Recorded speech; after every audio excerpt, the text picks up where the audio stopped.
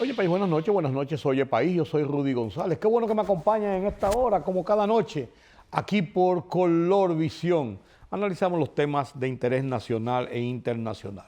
Una semana de muchas noticias, una semana de mucho trajín, con tormenta anunciándose en el escenario del país, la tormenta Erin, convertida en huracán, pero vamos a ver qué pasa con esto. Mientras tanto, el PRM y el gobierno del presidente Luis Abinader están de aniversario, están de fiesta. El gobierno cumple su 5º año y el PRM su 5º año de forma ininterrumpida en el ejercicio del poder, mientras también se conmemora el primer año de la segunda gestión de 4 años que concluye en el 2028. El presidente ha hecho ya adelantado algunos, en la semanal del lunes pasado, algunos detalles de lo que ha sido la gestión de gobierno, los logros de su administración, hacia dónde van, pero ha anunciado el presidente que este fin de semana hay varios actos. Este fin de semana va a dar en un discurso ya más estructurado, más organizado, más elaborado, o sea, los detalles de una suerte de rendición de cuentas de estos 5 años y de este año en específico de la gestión de gobierno del PRM y del presidente Luis Abinader. Ocurre que este fin de semana es también la celebración de una de las 2 fiestas patrias que tiene República Dominicana. 27 de febrero, que es la independencia, y 16 de agosto, que es la restauración de esa independencia. Porque recuerden ustedes que después del grito de independencia, el país se vio envuelto en una turbulencia en las guerras de España y Francia por el territorio, los intentos de anexión a España y las luchas en ese sentido, hasta que finalmente en 1964, 20 años después de la botada de la independencia, se restableció la independencia, la soberanía dominicana y la creación en forma ya contundente y definitiva del Estado Dominicano, de la República Dominicana. Cada 4 años se establece un gobierno, se juramenta un nuevo presidente, un gobierno, y por eso el 16 de agosto tiene ese significado de celebración por el periodo de un gobierno. No es mandatorio pronunciar un discurso, hacer una rendición de cuentas. El 27 de febrero sí, porque está consignado en la Constitución de la República que el presidente debe comparecer ante las cámaras legislativas a rendir cuentas de su gestión del año anterior y fijar las proyecciones del año en curso, pero el 16 de agosto no es obligatorio. Los presidentes lo hacen. Y en esta ocasión, el PRM está organizando celebraciones por todo lo alto de sus 5 años en el poder, su primer año en el poder en el segundo mandato, o sea, de forma consecutiva 5 años y 1 año en el mandato 2024-2028. Señores, los Estados Unidos se han puesto para barbecue. Se han puesto para barbecue. Papá.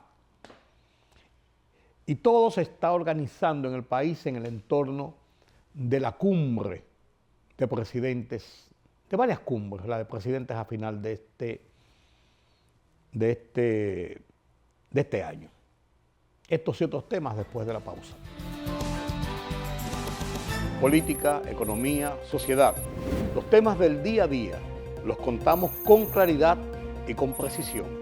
18%. Recuérdate que el INTEVI se aumentó a un 18 para bajarlo a un 16. Sí. Una libertad de prensa que ellos no manejan y de expresión. Hay una especie de experiencia frustrada de la OEA en Haití. En Oye País, información veraz, periodismo con valor. Oye País, de lunes a viernes a las 12 de la medianoche por Color Visión. Siempre lo mejor.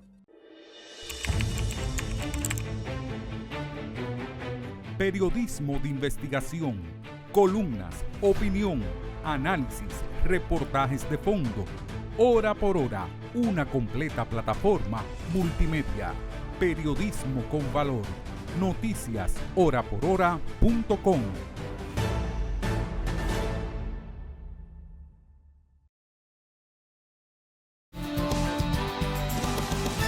La crisis en Haití es una crisis terrible. Terrible, terrible, terrible, terrible. Ya eso no soporta más. La violencia descabellada, miles de muertos, una nación cada vez más enlodada y hundida en este estado de desesperación, de violencia, de anarquía, de desgobierno. Esta banda que preside el señor Cherizade, alias Barbecue, Jimmy Cherizade, alias Barbecue, es la composición de varias bandas. Tienen el control, por ejemplo, de Puerto Príncipe. Las fuerzas de intervención de Kenia y de otros países no han podido enfrentarlos con eficacia. Un nuevo jefe de la policía, un nuevo presidente del Consejo Presidencial Provisional, las barbaridades de este hombre Barbecue siguen. Lo último fue la semana pasada que entraron a un orfanato, asilo que es regenteado por misioneros, entre ellos una misionera irlandesa, habían niños, y estos desarmados raptaron una decena de personas, entre ellos la misionera irlandesa, un niño de 3 años, y los raptaron. Porque ese es el modo operandi de ellos, raptan, piden una recompensa, y si no los matan. Esto parece que ya va rebosando la copa definitivamente de los Estados Unidos, y como dicen la gente en la calle, los muchachos en la calle, los americanos se pusieron para Barbecue. Y acaba de ofrecer la la fiscal general de los Estados Unidos, señora Dino, acaba de ofrecer en una conferencia de prensa anunciado una recompensa de $5 millones por la cabeza de Barbecue, por informaciones concretas que lleven a una acción en que puedan agarrar a Barbecue y sacarlo de circulación, vivo o muerto. Yo soy de los que digo que a Barbecue va a haber que matarlo. Él sabe que está condenado de todas maneras y yo creo que él va a lavar su vida en sangre. Pero los americanos, como vuelvo y digo, parece que se han puesto para Barbecue. Y si se han puesto para Barbecue, hay que pensar, hay que entender que podía haber una acción más directa de los Estados Unidos sobre la crisis haitiana y sobre las acciones de estos bandoleros. Eso es lo que indica el librito. Parece ser así y vamos a ver si es así. Vamos a ver si es así.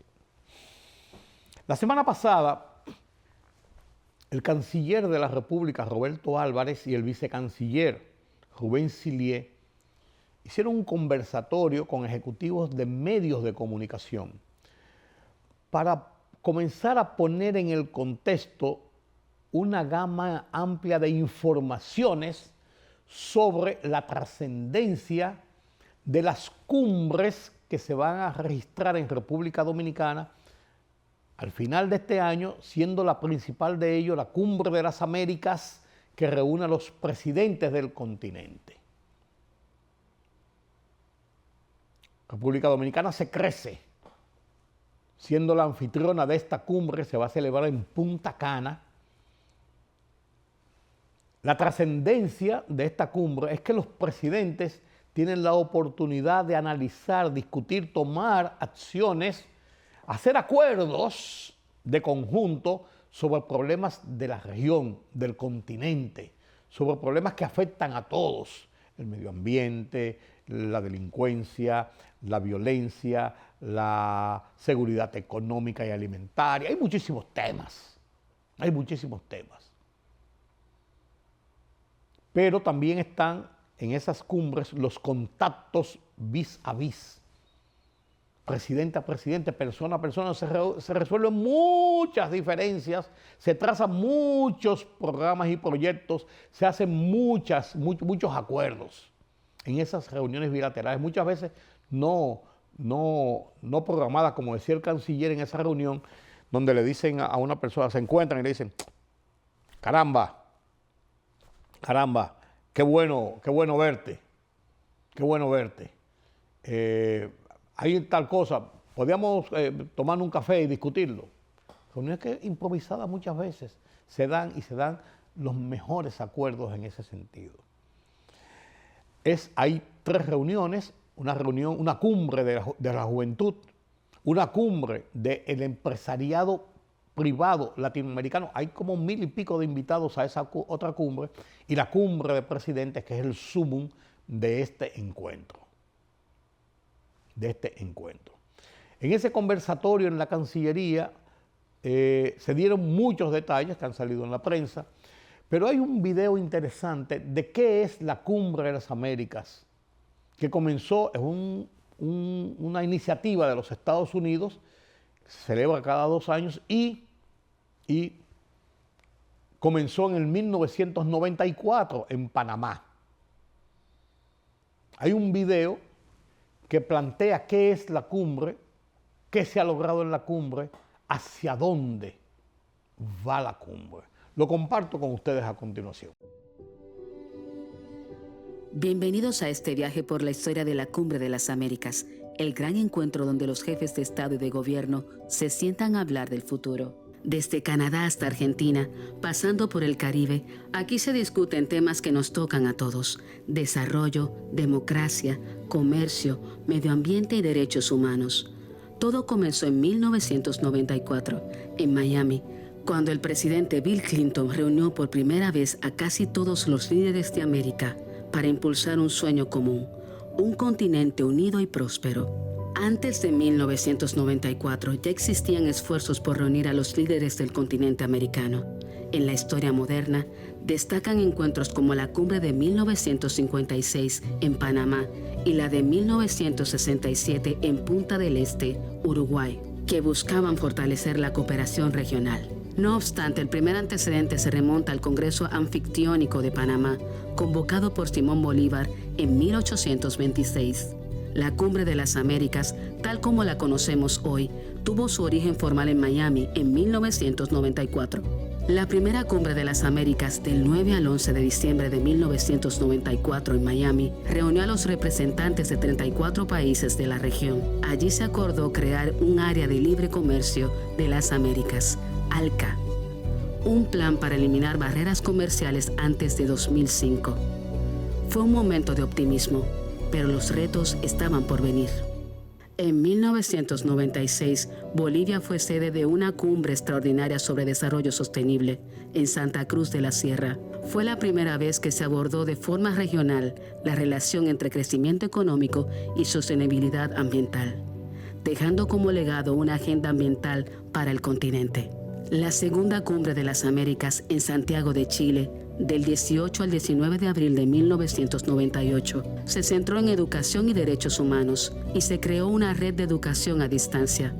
También se incluyó la participación de la sociedad civil con foros paralelos. La tercera Cumbre de las Américas en Quebec, Canadá, del 20 al 22 de abril de 2001, se firmó la Declaración de Quebec, un precedente importante.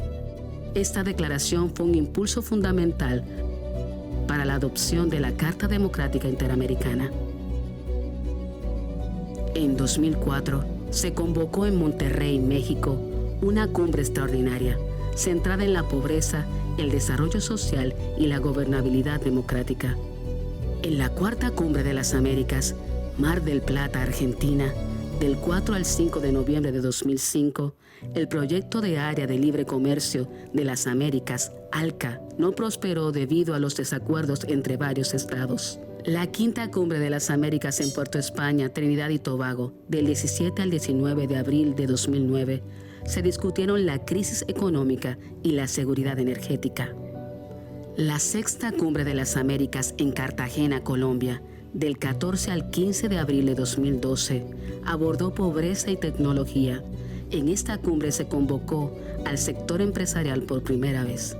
La séptima cumbre de las Américas en Panamá, del 10 al 11 de abril de 2015, puso en marcha compromisos concretos relacionados con acceso al agua, resiliencia urbana, protección ambiental, coordinación institucional para la acción climática, promoción de la educación e innovación regional. La octava cumbre de las Américas en Lima, Perú, del 13 al 14 de abril de 2018, se enfocó en la corrupción, firmándose el Compromiso de Lima. La novena cumbre de las Américas adoptó 5 mandatos enfocados en prioridades estratégicas para la región.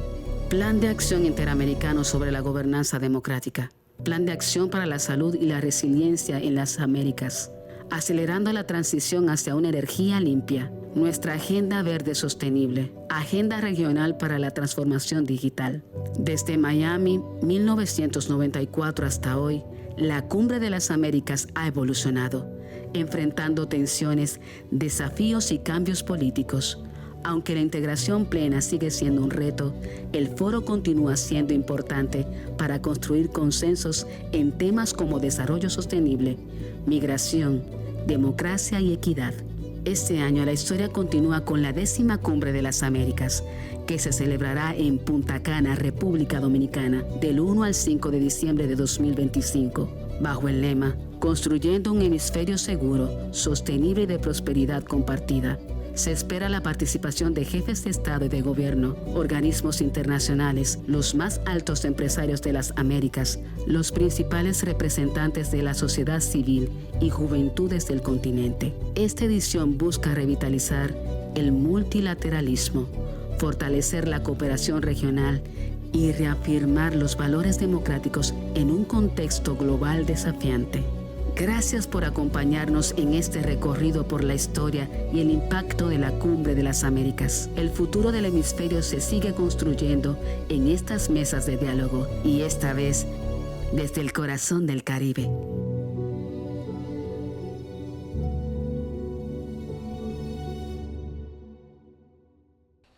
Interesante esto de la cumbre. República Dominicana se crece. Hay otras cumbres, por ejemplo, está la reunión de la Asamblea General de la Sociedad Interamericana de Prensa en octubre, que reúne a todos los directores y dueños de periódicos de América Latina, más de 1.500 dueños de periódicos y directores que estarán en su gran mayoría también en Punta Cana, eso es en el mes de octubre. Hay otras cumbres profesionales, algo de la OIT. Un país de cumbres, de sedes de cumbres, qué bueno. Esta semana en mi columna Oye País, en el Listín Diario, hablé sobre el derecho de los demás, las redes sociales, lo que están haciendo y algunos intentos de descalificar mis posiciones sobre este despropósito de comunicadores y de las barbaridades de las redes sociales. El derecho de los demás lo comparto con ustedes a continuación.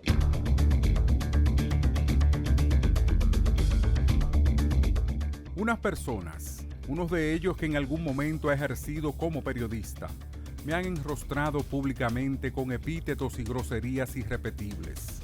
Mis comentarios en esta columna semanal y en mis programas diarios de televisión y radio.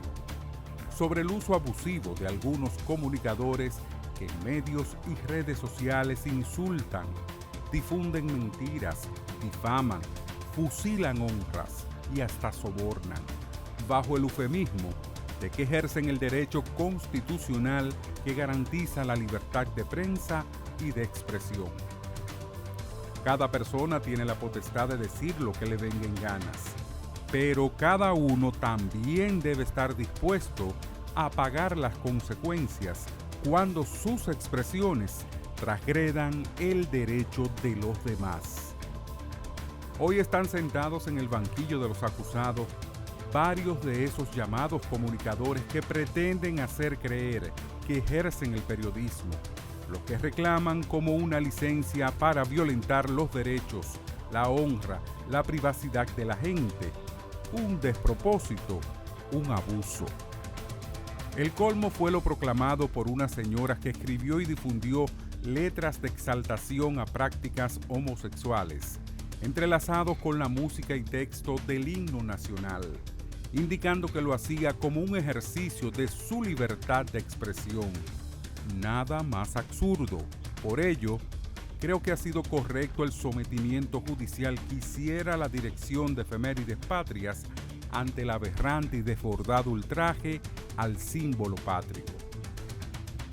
Un ejercicio de 58 años ininterrumpido en el periodismo, alcanzando los más altos peldaños de la profesión, en que nunca me han llevado ante un tribunal por difamación ni me han desmentido un comentario o una nota publicada, son mis cartas de presentación. Las groserías me resbalan, porque ofende quien puede, no quien quiere, dice el refranero.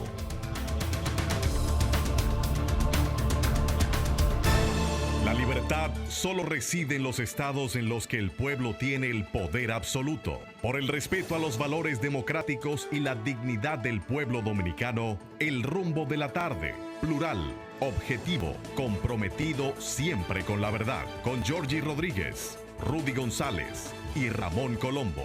Los poderosos ya están en el aire.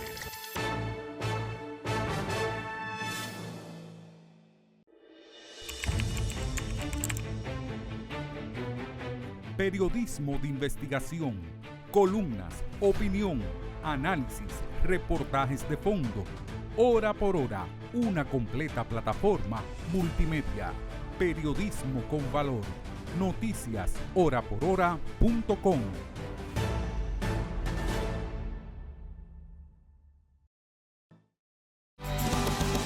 Gracias por continuar con nosotros aquí en Oye País. Qué bueno que nos acompaña en este conversatorio. Bueno, el tema es interesante. Vamos a olvidar un poquito los códigos, la tragedia de Naco, el lío de los tapones. De doblar a la izquierda, señores. Vamos a dejar eso a un lado y vamos a hablar de cosas que nos sirven para el día a día. Migración. Usted dirá, bueno, yo no tengo nada que ver con migración. Sí. Usted no es ilegal, no se preocupe.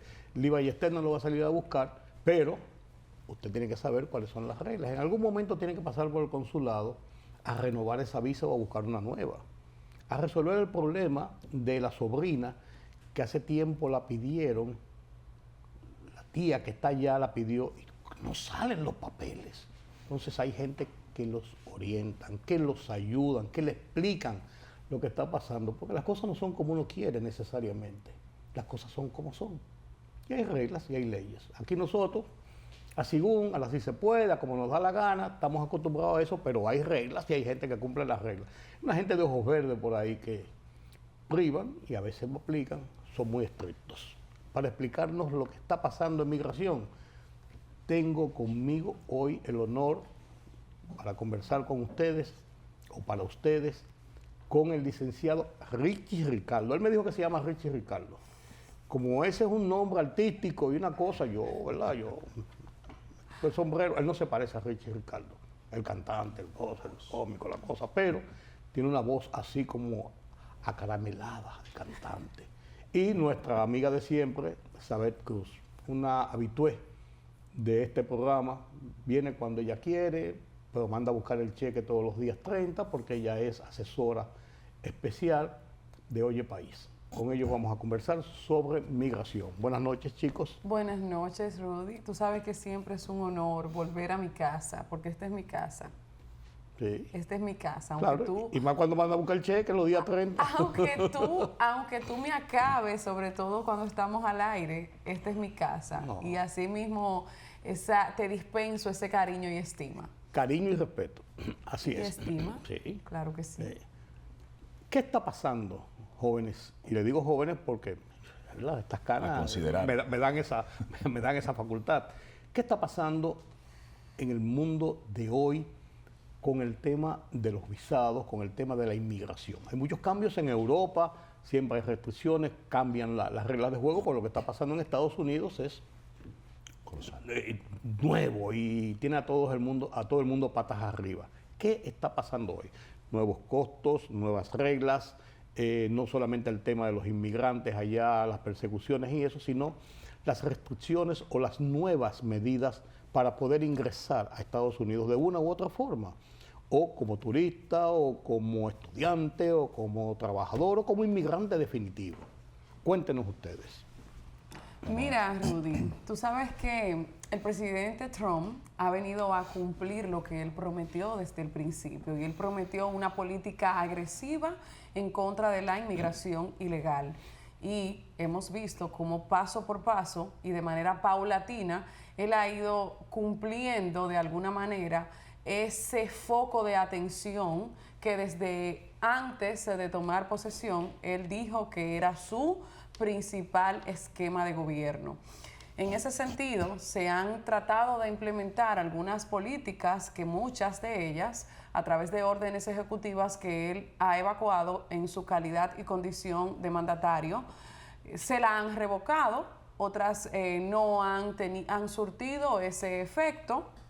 Tenemos en ese sentido una disposición nueva y es precisamente una ley nueva que se hace llamar una ley hermosa, donde está pendiente de que se aplique un costo adicional, pero condicionado a la aprobación de la visa, de las visas de turismo o no inmigrante específicamente, porque en ese renglón de visas de no inmigrante tenemos no solamente las de turismo, también las de estudiante y otros tipos de visa, como las J1, que son las de intercambio cultural, y lo que se estila es que el Departamento de Estado en un momento determinado va a pronunciarse sobre la imposición de esta nueva tarifa que, como dije, es condicionada a la aprobación del visado. O sea, porque tú solicites la visa no tienes que pagar la cantidad adicional que se está poniendo ahora. Pagas lo que tú pagabas siempre cuando tú la solicitabas,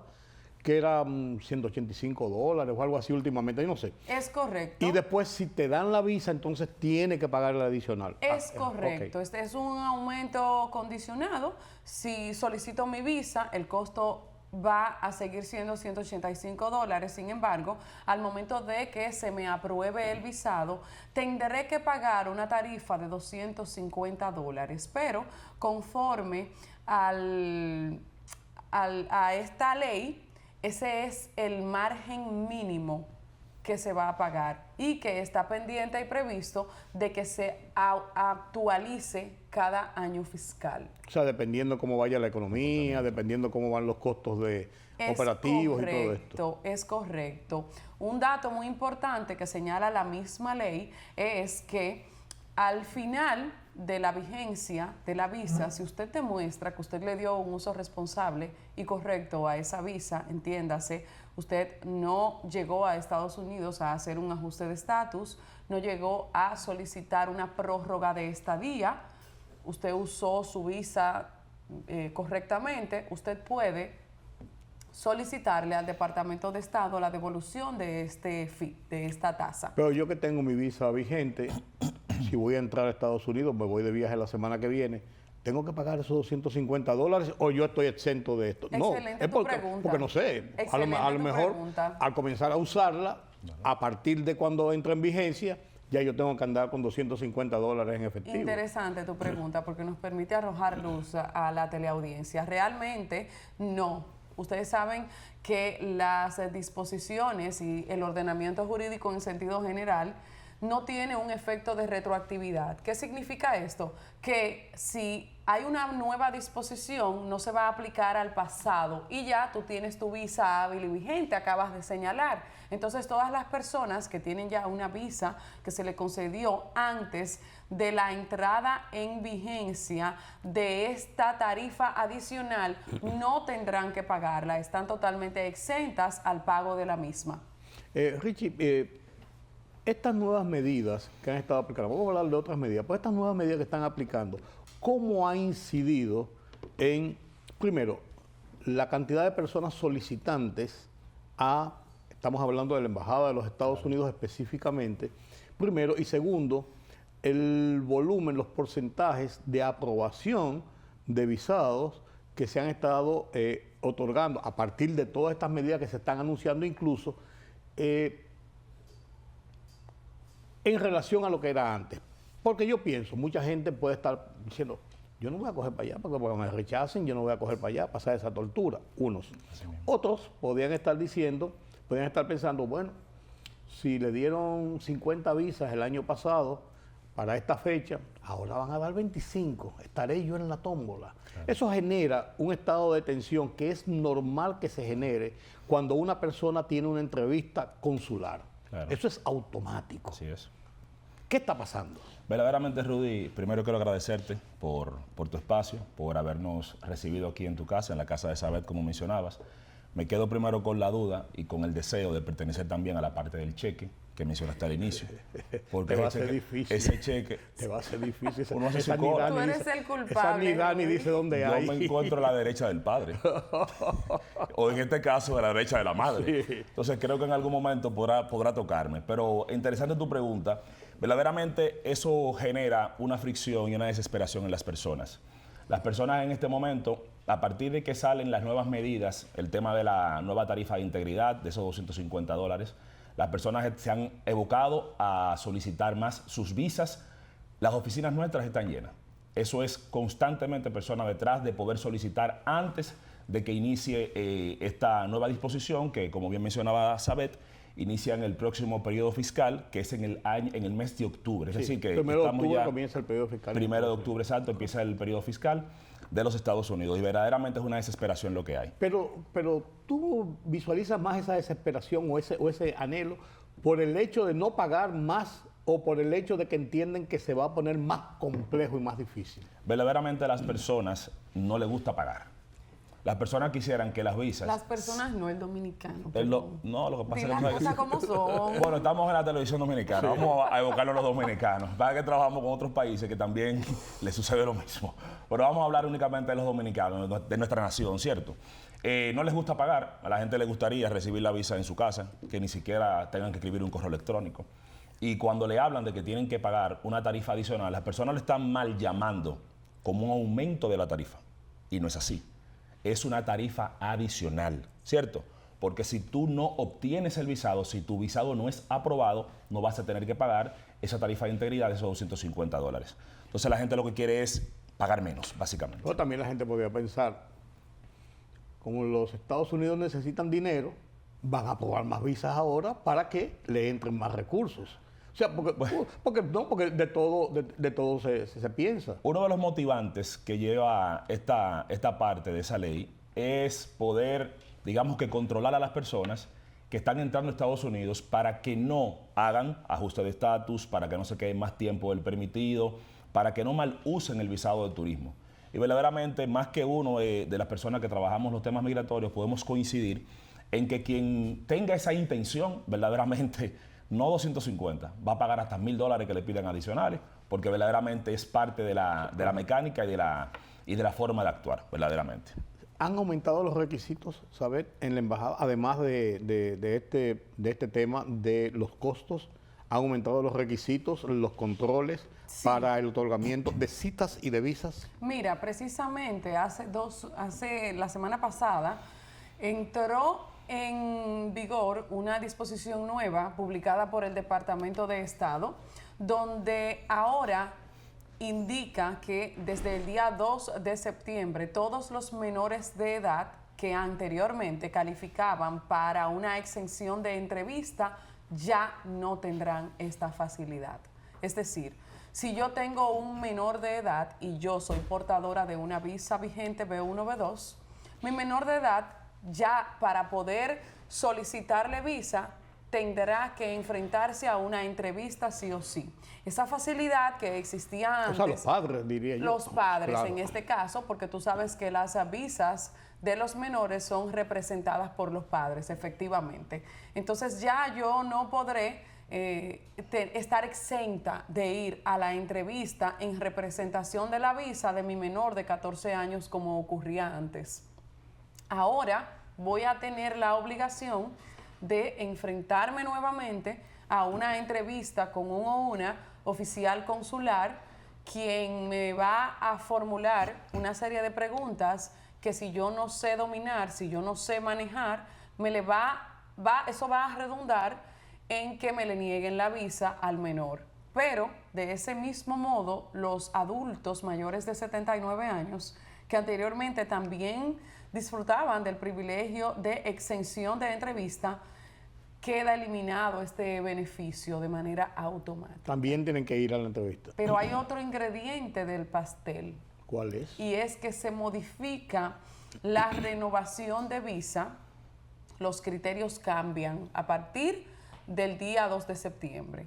¿En qué sentido y en qué tenor? Todas las personas que tienen una visa vigente, B1, B2 de 10 años y que obtuvieron esa visa antes de cumplir los 18 años de edad, ya no calificarán para una renovación automática, sino que esas personas tendrán que sí o sí apersonarse a una entrevista con los oficiales consulares. Pues yo creo que eso estaba así, ¿o no? No, no lo estaba.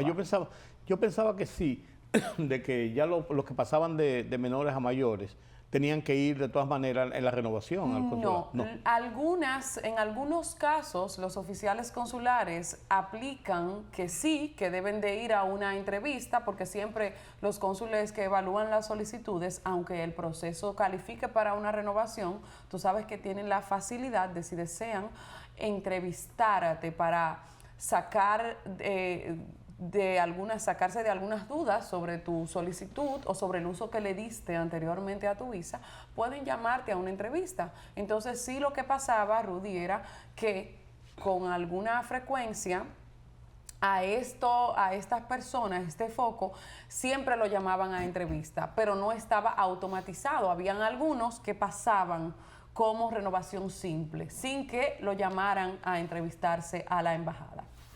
Yo recuerdo cuando hace 3 años más o menos, que en los días de la pandemia, que yo fui a renovar mi visa, y la mía y de mi esposa no nos otorgaron la visa. Tú recuerdas el caso, yo te comenté. Sí, claro que lo recuerdo, porque lo viví. Para que me orientara. Lo viví junto contigo. Claro que sí.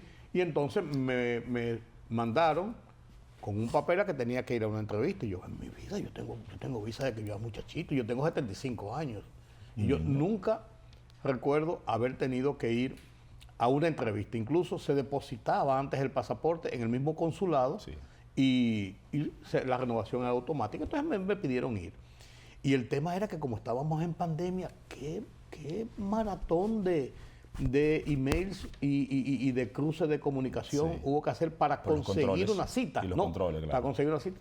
Después que finalmente consigo la cita, Sabet tuvo mucho que ver en eso y me orientó de cómo manejar el tema. Y le dije que no lo hiciera a ella porque yo tenía que aprender a hacerlo primero y segundo para que no me cobrara. Entonces yo, las dos cosas al mismo tiempo. Lo motivaron. Qué barbaridad, Rudy, Dios. Y entonces, pero estoy hablando mentira. Y entonces... Tú sabes porque tú me coartas, me hace la pregunta y no me deja hablar. Y entonces, no, pero lo que quiero llegar es la experiencia de que entonces, después cuando logramos conseguir la cita, voy al consulado. Y simplemente el señor que me entrevista ve mi pasaporte, el de mi esposa, y dijo, ¿y por qué lo mandaron usted para acá? Yo no sé, son ustedes que me pidieron que viniera. Claro. Ah, caramba. Miren, no hay ningún problema. Vaya a buscar su pasaporte, a donde allá, mailbox, tal cosa, se le va a enviar allá. No sé, pues, muchas gracias, que pasen un feliz día. Eso sucede. Años dando vueltas y ni siquiera me preguntaron, ¿es verdad que usted tiene los ojos verdes o tiene los ojos negros? O sea, ni siquiera. Entonces yo decía, quizás era un mecanismo de control. Claro.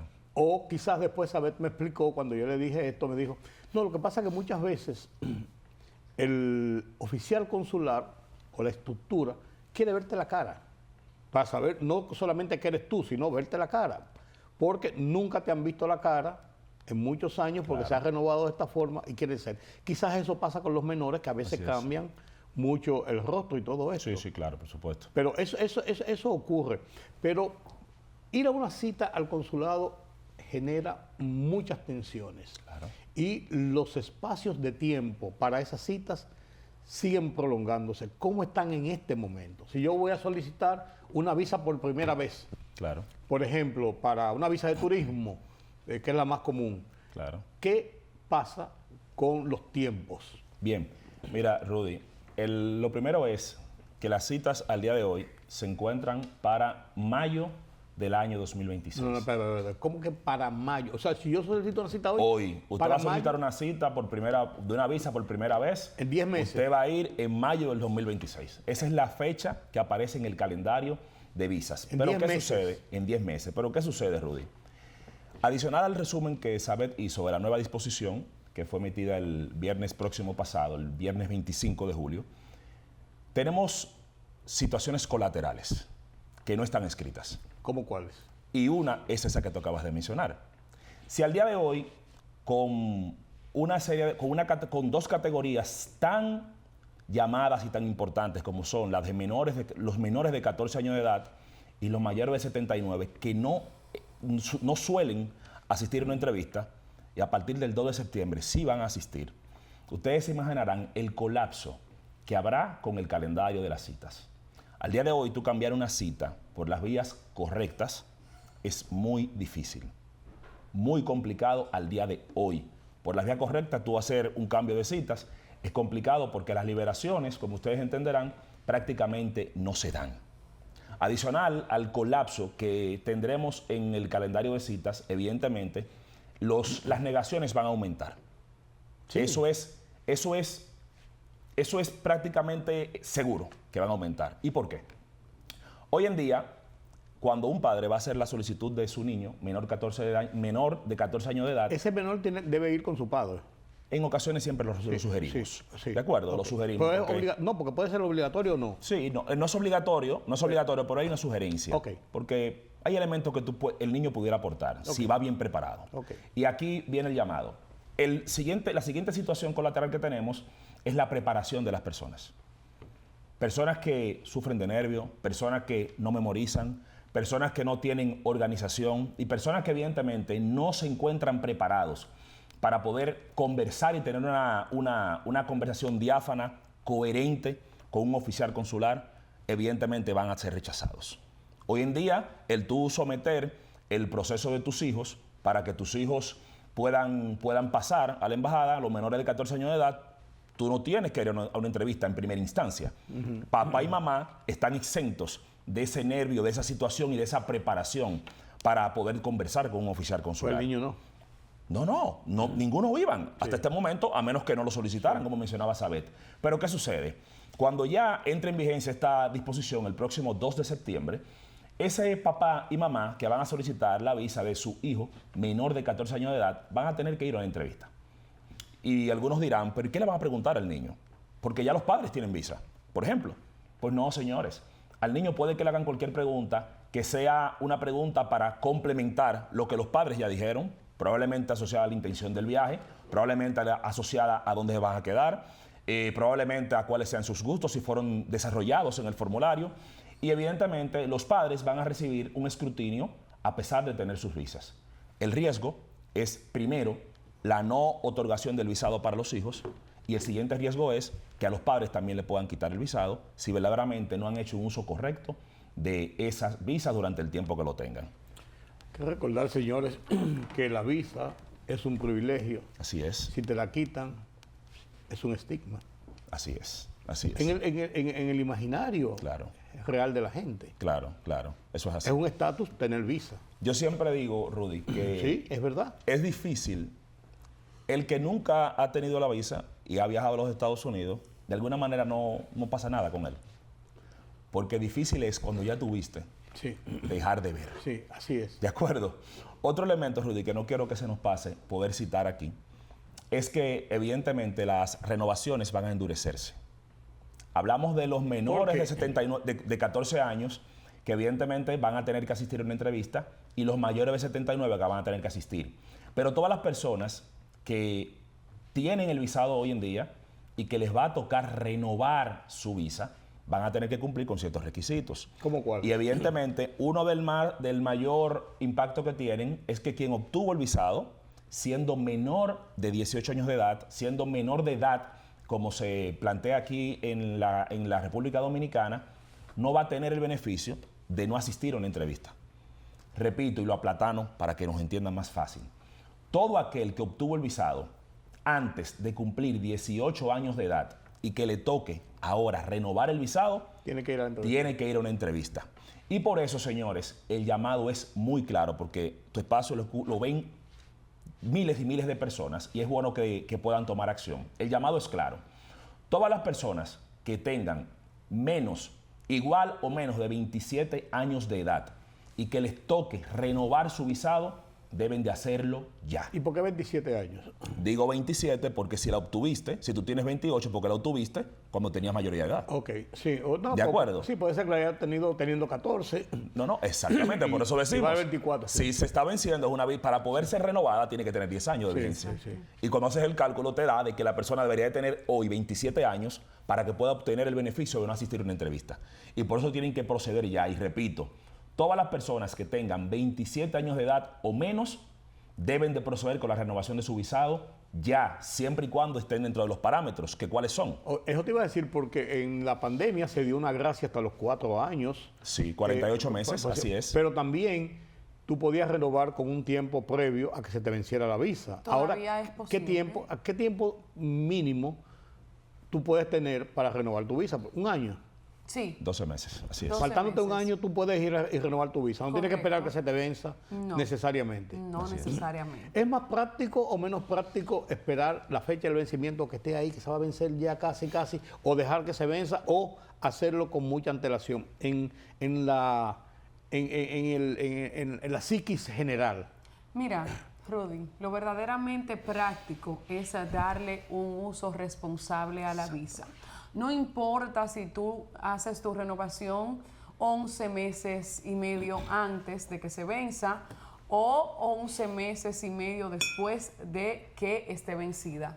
Lo que va a tomar en cuenta el o la oficial consular que va a evaluar tu solicitud de renovación de visa es el uso que le diste. Si duraste 3 meses en los Estados Unidos en alguna oportunidad durante la vigencia de tu visado, o 4 o 5 meses, hay un 98% de probabilidad de que te van a llevar a una entrevista. El cónsul te va a decir, mira, no me convence, ¿por qué razón? Tú duraste 3 meses en los Estados Unidos, 4 meses, así que necesito que programes una cita conmigo para que me lo expliques. Y en ese momento usted tiene la oportunidad de continuar conservando su visa o de perderla. Así de sencillo. Así de ¿Tú sabes cómo Sí, yo no. Es práctico, pero así de sencillo. sí. Rudy. Tú sabes que yo tengo un defecto, que yo hablo muy claro. Pero sí, debe ser así. No, y es lo correcto, es lo correcto. A esa pregunta que Rudy hace, normalmente siempre citamos de que los casos son como los copos de nieve. ¿Cómo así? Ninguno son iguales. Uf. Ninguno son iguales. Y por eso, cuando llegan personas a la oficina, con el ejemplo que plantea Sabet, que han durado 3, 4, 5 meses en los Estados Unidos, sin una justificación clara, el llamado es que esperen hasta el último día y que disfruten su visado. Por si acaso. Siempre. Espera hasta el último día y disfrute su visado mientras lo tenga. Y más con esta administración. El secretario Así de es. Estado, Marco Rubio, anunció hace unos días una reducción de personal significativo en el Departamento de Estado. De funcionarios allá, pero también dijo que se iba a extrapolar a las embajadas, a los consulados fuera de Estados Unidos, o sea, a la delegación diplomática. Si esto ocurriera, yo estoy haciendo un cálculo matemático, una regla de 3, si esto ocurriera y redujeran personal, se va a acumular el trabajo en el consulado y se van a distanciar más las citas, por ejemplo, y las atenciones a la gente. Es correcto, es correcto, porque eso es directamente proporcional Eso es lo que yo entiendo. a la demanda. Entonces, si tenemos menos personal, evidentemente que se va a aletargar todo el procedimiento, tomando en cuenta que ahora, con todas las restricciones y medidas que precisamente vinimos a aclarar la noche de hoy, entonces los procesos van a ser más complejos. Si tenemos citas, como decía Rich anteriormente, disponibles en este momento, para abril y mayo del 2026, y ahora hay un renglón de personas que van a necesitar esas mismas citas todo va a retrasarse. Claro, es directamente proporcional a la demanda. Sí, porque si hay menos personal, se tendrán que repartir lo que hay. Se va a formar un caos, realmente. La preparación es indispensable en este momento. Sin embargo, yo vi una información del consulado de los Estados Unidos que decía que República Dominicana seguía siendo uno de los países donde se mantenía el ritmo y el nivel de otorgamiento de visas que se mantenía en el pasado. O sea que hasta ahora, aunque tiene apenas 7 meses la administración, no ha habido esa reducción, por así decirlo. Así es. ¿Se puede esperar de que esto continúe? ¿Son los dominicanos personas que cumplen, además de otros, de la gente de otros países, o en comparación con la gente de otros países que cumplen bastante bien el uso de su visa, que pueden tener ese privilegio? Es una opinión subjetiva, pero Vamos a dejar esa pregunta para que la responda Richie, que tiene doble experiencia desde dentro de Estados Unidos y desde fuera. Mire, nosotros que operamos también desde los Estados Unidos, sabemos que no es así. Nosotros, los dominicanos, no cumplimos con el visado. Eso es lo lamentable. Y verdaderamente nosotros que hacemos esta bonita labor por tanto tiempo, desde el corazón, desde el profesionalismo, nos choca mucho cuando logramos casos que nos llegan a nosotros con una cantidad exorbitante de negaciones y luego de hacer un escrutinio correcto del caso, logramos que le otorguen el visado a ese solicitante, y ese solicitante finalmente termina quedándose en los Estados Unidos. Eso no nos gusta y nos molesta, porque verdaderamente lo que hace es continuar con manchando el nombre de los dominicanos y colocándonos en una categoría que no nos favorece. Somos la última disposición que hubo, el tercer país de inmigrantes en los Estados Unidos. Eso está muy fuerte. Contando básicamente la cantidad de habitantes que nosotros tenemos, 11 millones de habitantes, y tenemos únicamente 2.2 en los Estados Unidos. Es mucho. Sí, es mucho. Es mucho. Y cuando tú vas y revisas, el mayor porcentaje de ellos han entrado a los Estados Unidos con una visa de turismo, evidentemente quitando los que ya entraron a partir del año 2021, que empezó el proceso de la llamada vuelta por México. Verdaderamente es muy fuerte. Es muy fuerte. Aquel que tenga su visa, que la cumpla, y el mayor inconveniente es por desconocimientos. Nosotros conocemos casos de personas que entraron por la vuelta de México, que tenían las condiciones de poder entrar a los Estados Unidos con una residencia a través del mérito. Pero no se orientaron. No se orientaron. Conocemos personas incluso que tenían citas para la embajada próximo a los días que se fueron por la vuelta de México para solicitar una visa de turismo. Increíble. Y eligieron aquel camino simple y llanamente por la desinformación y por la falta de preparación. Gracias, Abel. Gracias como siempre. Gracias Richie, por tu presencia aquí. Ojalá que no sea la primera vez. Están las puertas abiertas y es una forma de poder orientar a la gente. Claro, porque a veces la gente se confunde, no busca la asistencia y después cuando va a buscar quizás una asistencia es cuando ya tiene un problema encima. Es más práctico hacerlo previamente. Así es. Y la gente piensa, bueno, es que no sé por qué voy a pagar un dinero, por qué voy a buscar un consejero o un asesor. Si yo puedo, entonces, adelante. bueno, vaya. Adelante. Y después paga más. Y después hablamos. Gracias a ustedes, gracias por acompañarme en este conversatorio. Hablamos de migración, un tema recurrente de siempre, de todas las familias y de todas las personas, porque siempre hay un sueño de conocer otros países, no necesariamente de emigrar, de conocer otros países, de visitar, de viajar. Eso es parte no solamente de la cultura, sino de esas vacaciones necesarias, de ver a ese familiar lejos, por ejemplo, de conocer. No pierdan esta oportunidad. Gracias por su compañía, nos vemos mañana nueva vez. Yo soy Rudy González. Pasen un feliz resto de la noche.